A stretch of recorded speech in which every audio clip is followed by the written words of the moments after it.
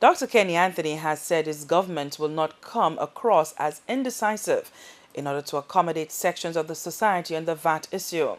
Dr. Anthony in July announced that he had ordered a 1-month delay in introducing VAT, moving it from 1st September to 1st October. Recently, a number of stakeholders have suggested a further shift.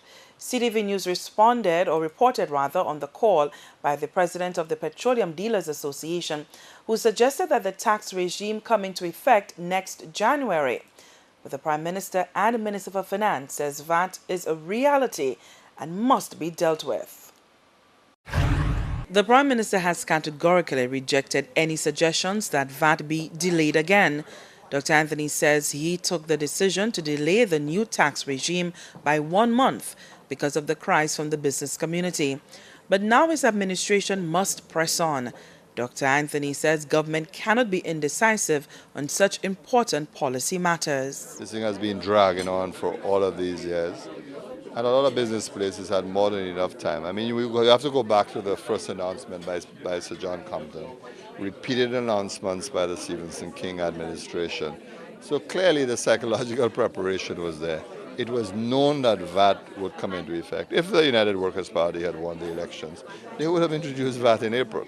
We took the decision to go in October because there were other issues to resolve.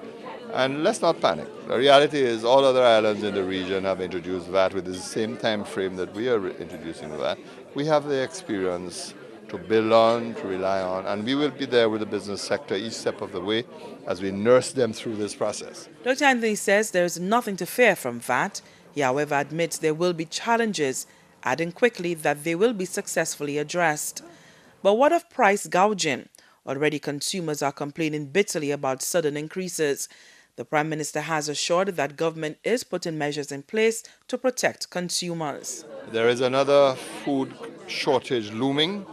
For example, in the United States, there's been a serious shortage of corn, and the result of that has been increases in the price of grains and so on. So there is that factor. But we have to isolate that from the price gouging to which you refer. That is unnecessary effort to take advantage of consumers. We are setting up a special unit within the Ministry of Commerce to keep an eye on prices. And one of the things I think the Ministry of Commerce will be doing is to publish prices across supermarkets to give consumers some advice. I think it's an excellent idea. It's a very good idea.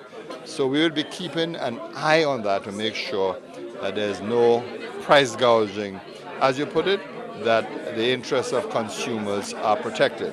Dr. Anthony says he hopes the business community will be honest about the root causes of increases, particularly in food prices, and not use the VAT as a scapegoat.